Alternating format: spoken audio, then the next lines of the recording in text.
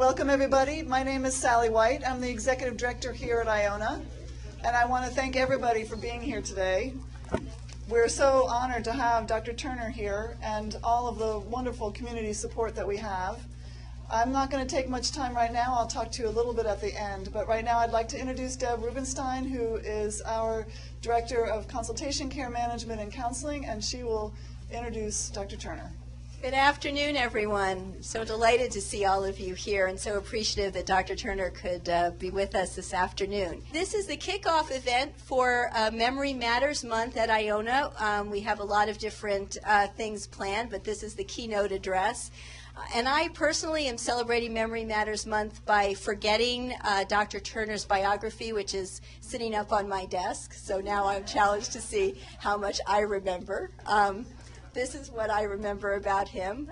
He's a board-certified physician in both neurology and psychiatry, and he has been at the director of the Georgetown Memory Disorders Clinic since 2008, I believe. Right.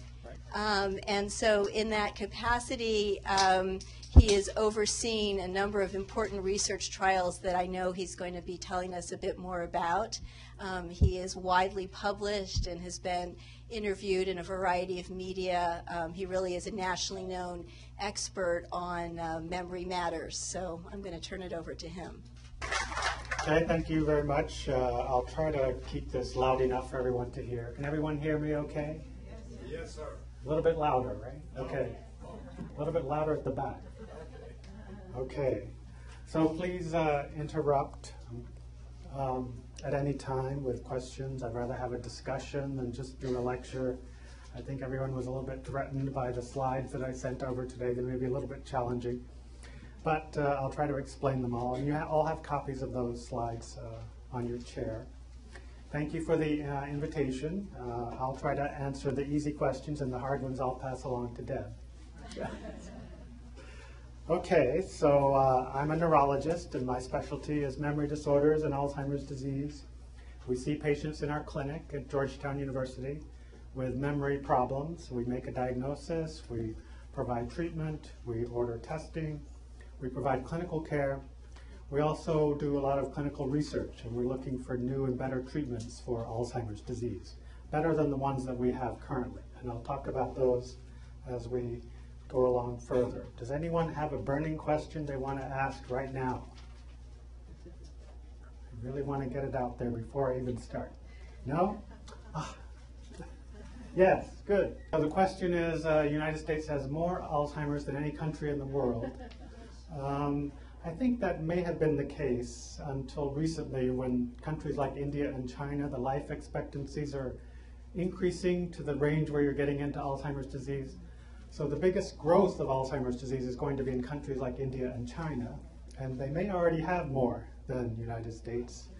They may be diagnosed a bit less than the United States because they may not be evaluated or diagnosed. But the United States has about 5 million with Alzheimer's disease currently, and my guess would be that there are even more in countries like India and China. What is the age range in the United States? What is the age range? In the United States, 75 million. The age range of Alzheimer's disease, the older you get, the more likely you're going to get Alzheimer's disease. I'll show you on a graph later on. But some start in 60s, some 70s, some 80s. Typically. Yes? Wall Street Journal reported recently that as many as 30% of Alzheimer's diagnoses may be inaccurate or incorrect based on autopsies. Will you touch on that today? So the question was, there was an article that 30% of Alzheimer's diagnoses are inaccurate. I think at academic medical centers we are fairly good at making the diagnosis. I think our accuracy is about 95%. In the private practice world or out in more rural areas, I think there is a lot of misdiagnosis. I agree with you there. Do you take Medicare patients? Yes. Thank you. Sure.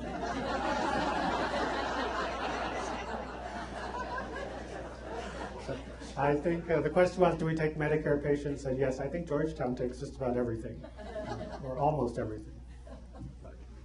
I'll just start with a hypothetical case of a woman who came to see us.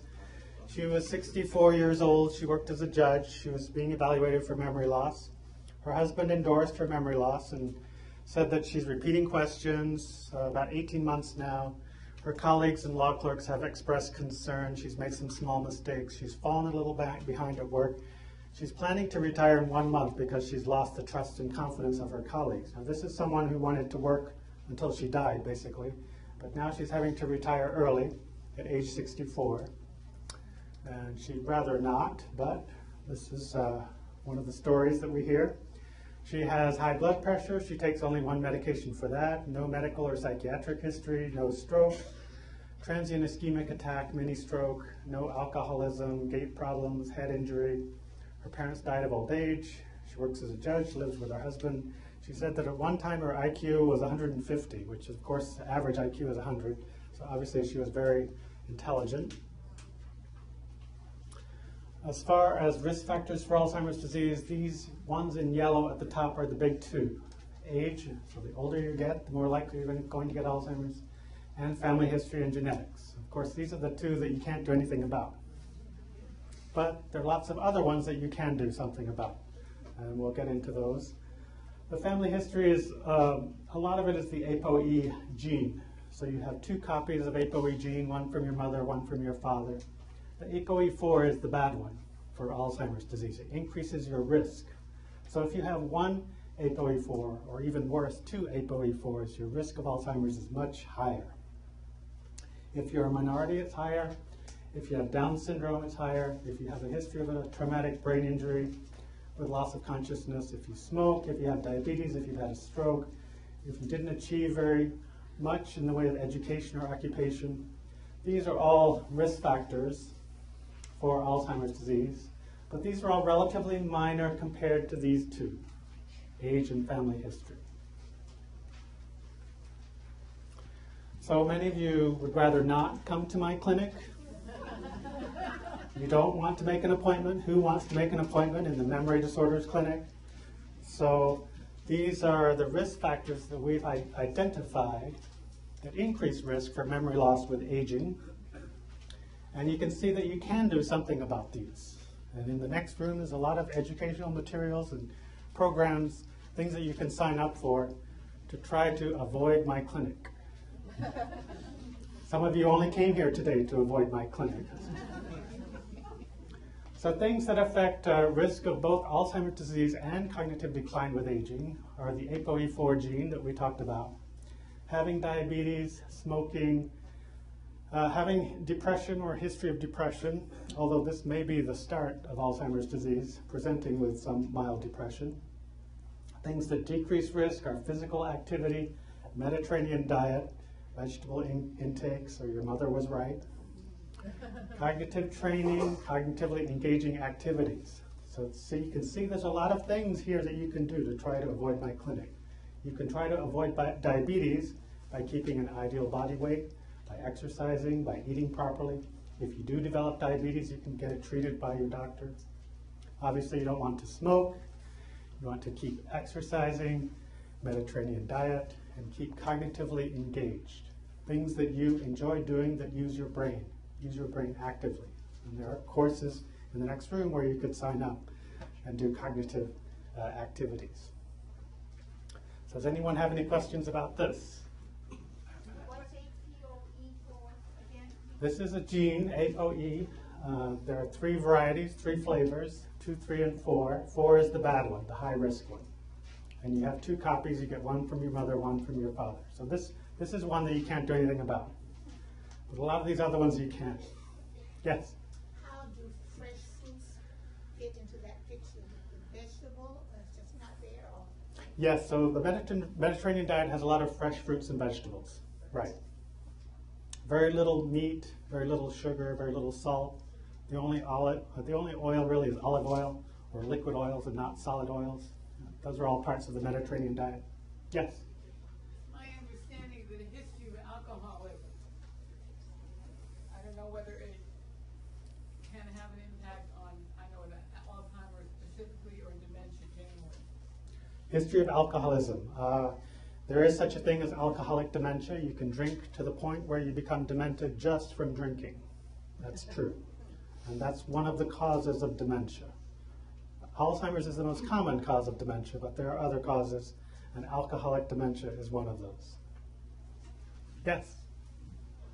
In order to explain the Down syndrome increased incidence, is that because the ApoE4 is carried on the chromosome 21 or something else? The Downs is increased because there's a gene called APP, which makes amyloid, and that's on the third chromosome 21 in Downs.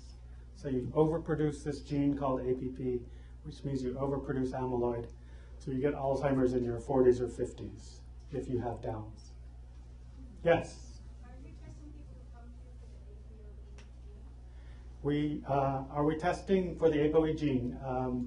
We include it in all of our research studies. We don't really test for it clinically because it doesn't add a whole lot of value for clinical care.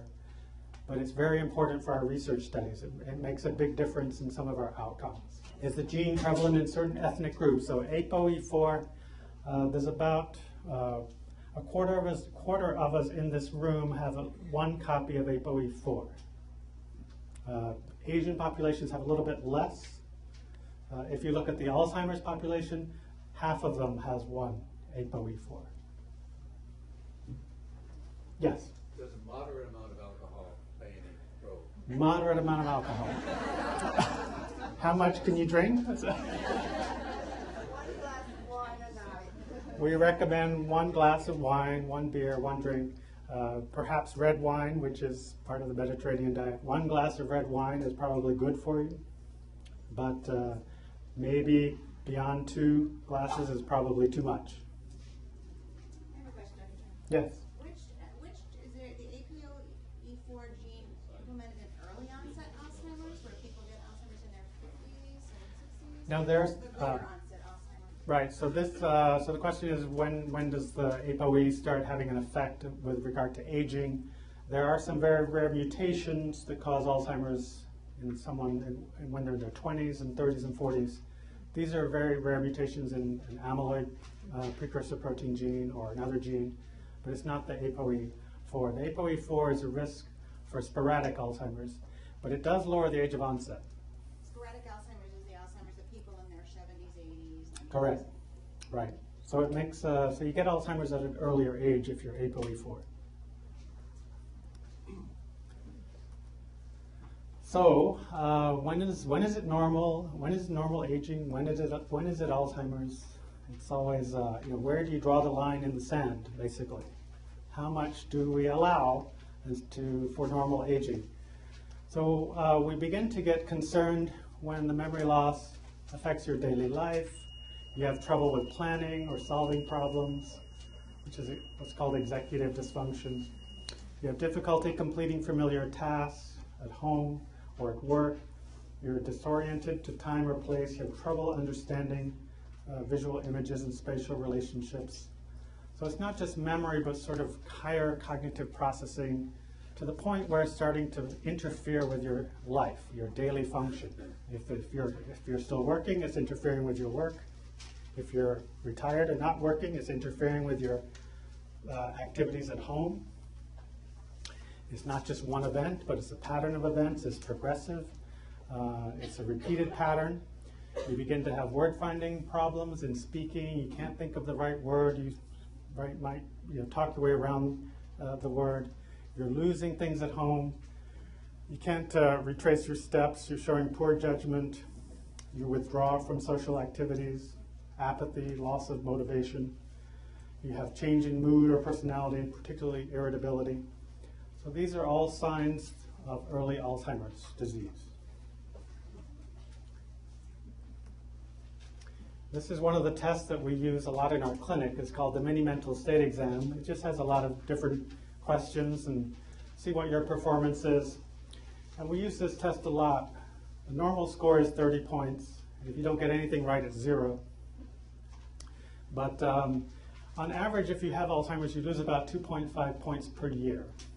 So it's very slow, gradual, linear decline.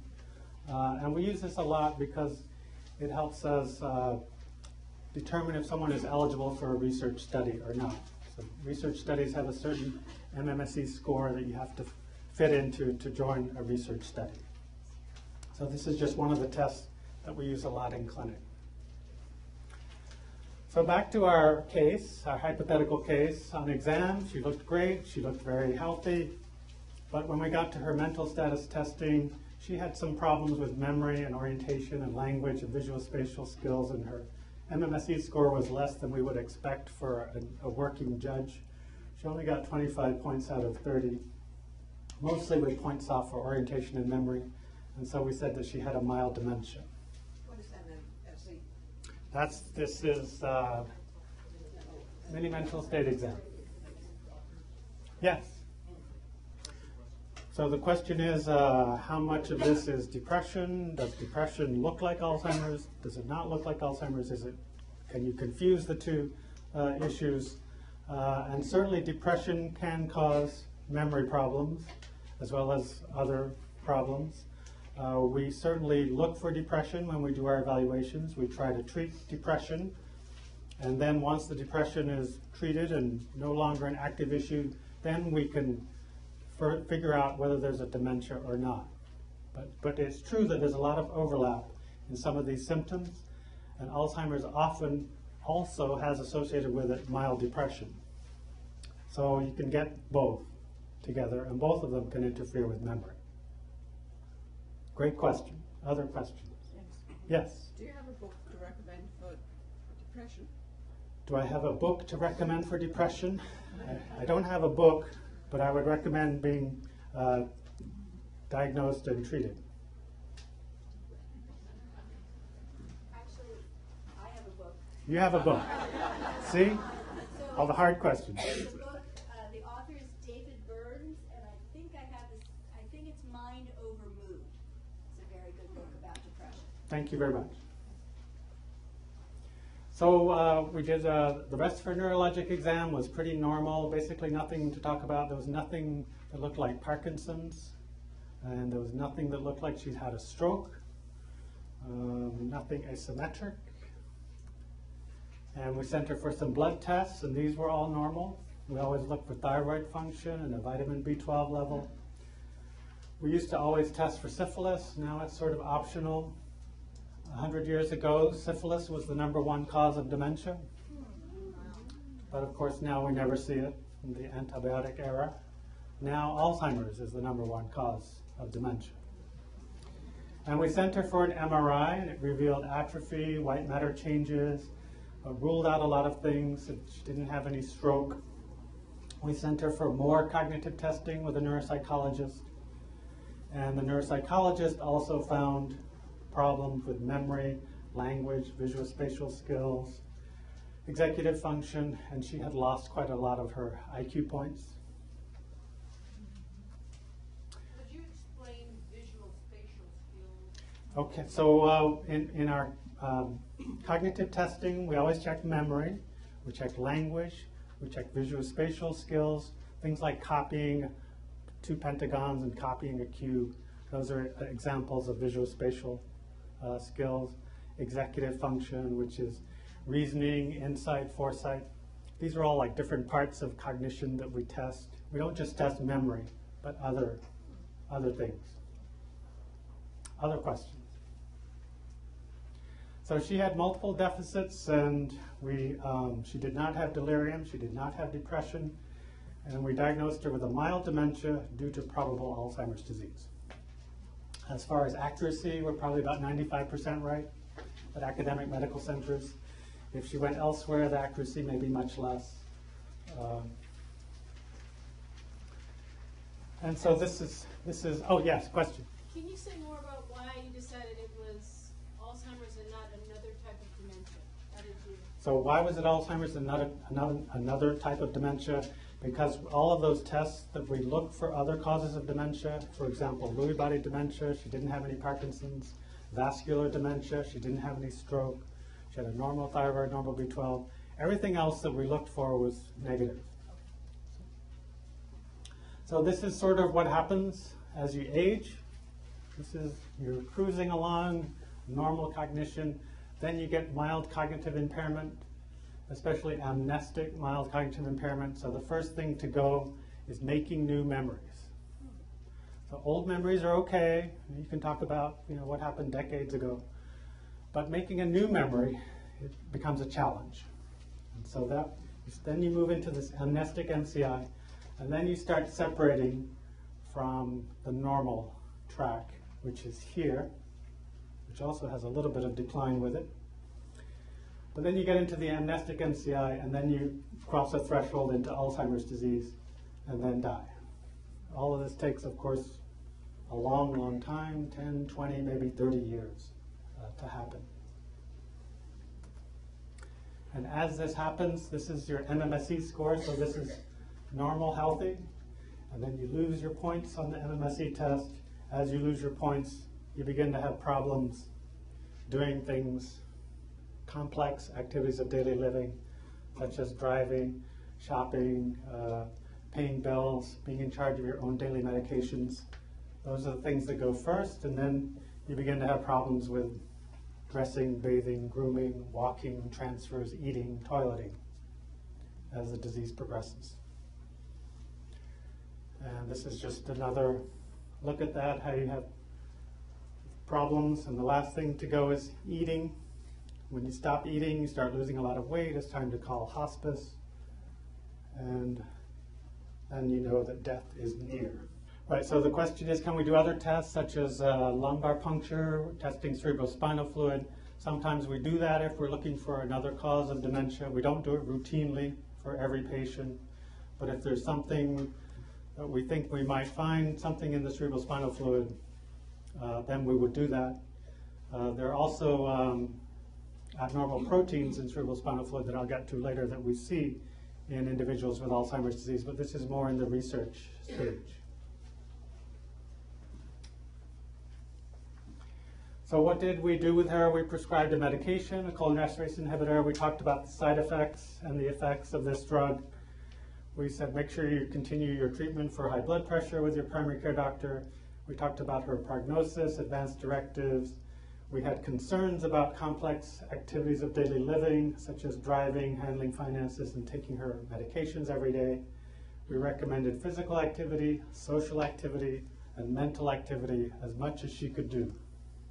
And if any of these, if I had to pick one of these that was most important, it's probably the physical activity or the exercise in trying to maintain brain health. And then because she was interested and she was qualified, we talked about one of our research studies that are underway at Georgetown. And after reading about it and talking about it with her family and her physicians, she decided to join one of our research studies. And so she's getting an experimental treatment or a placebo, and we won't know until the end of the study, for 12 months. And these are add-ons to what's already currently approved. Any questions about? Yes? If I'm reading the chart in the course of healthy aging, it looks like none of us get out with some form of cognitive impairment. Is that a fair statement? So none of us are going to get out of this alive. The question, obviously we want quantity of life, but we also want quality of life. So it'd be nice to have quality of life and not get demented. And so we talked about some of the things you can do to stave that off. But if you look at the graphs, and if you extrapolate the lines, if every one of us lived to 120, we would all probably be demented.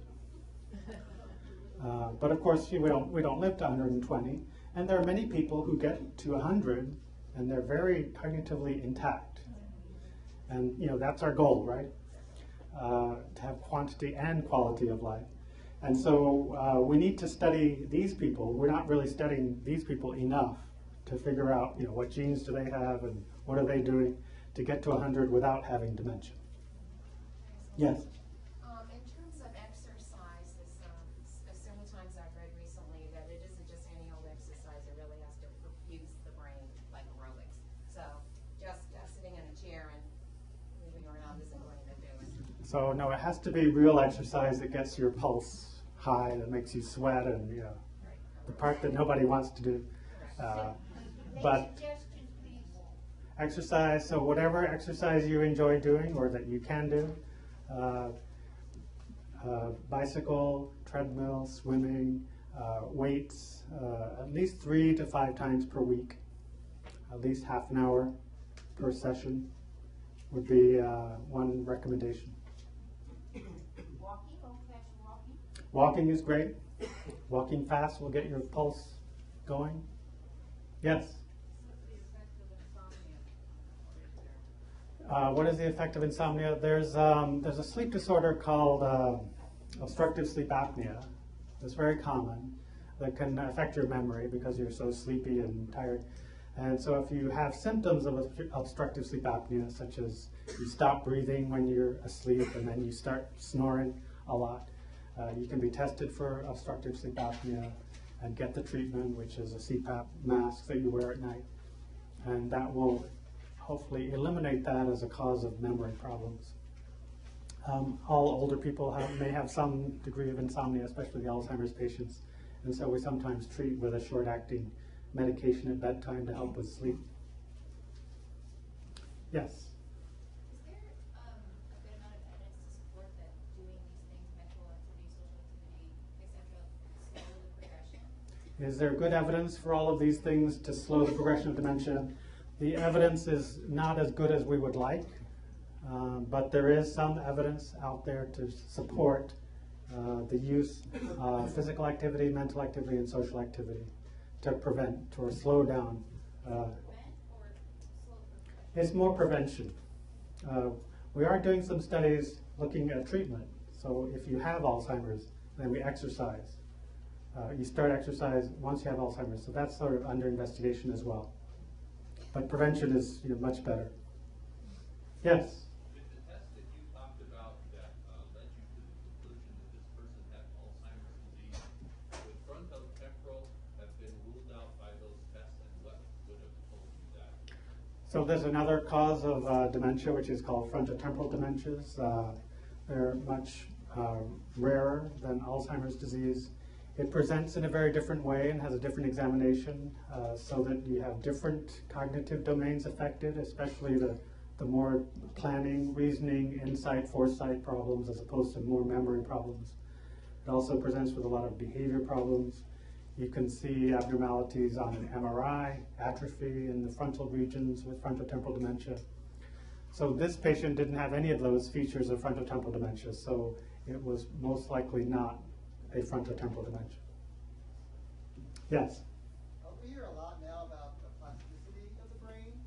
So in avoiding Alzheimer's, are we talking about maintaining that plasticity so we can develop new neurons and connections, or are we just maintaining the ones that we've already built? So there's a lot of interest in brain plasticity, which is required for learning and memory, and everything the brain does basically. There's still a lot of plasticity in everyone, even older people, and there's a lot of plasticity going on in an Alzheimer's brain. It's just the disease eventually overwhelms the plasticity, and so you get the decline. But the plasticity is supported by things like physical activity and mental activities to try to boost brain plasticity. So this is life expectancies in the United States for men and women. So you can see when Social Security was passed in 1935, you die just as you get your first check. But now, of course, we're all living much longer, and women are living longer than men. We don't quite fully understand. And it's not just because there are less children dying, because even life expectancy starting at age 65 is going up for men and women. So now basically we're all living forever. So now we have quantity of life, and this is what I was talking about earlier. This is life expectancies in different continents, countries. So you can see that Asia is now getting up to a life expectancy where we can start seeing a lot of Alzheimer's disease, whereas before they didn't. Everyone would die before them. But all the world is aging a lot. And the problem with that is this is your risk of dementia as you age. So this is 65 and this is 95. And your risk is about 1% at age 65 and goes up like this to about 80% at age 95. And so if you extrapolate this line, it probably would hit about 120 where everyone would be demented, but maybe not because we don't know. But this is pretty scary. So the longer you live, the more likely you're going to be demented. And most of this is from Alzheimer's. Not all of it, but most of it. And if you are African American or Hispanic, you're even higher risk of Alzheimer's for each age group. This is the Caucasian, African American, and Hispanic. We don't really understand why this is. It's not all due to ApoE. So this is leading to this tidal wave of Alzheimer's disease that we have coming. We have about 5 to 6 million now with Alzheimer's, and we're going up to 12 million in the United States with Alzheimer's by 2050. And most of this is going to be in the 85 plus category.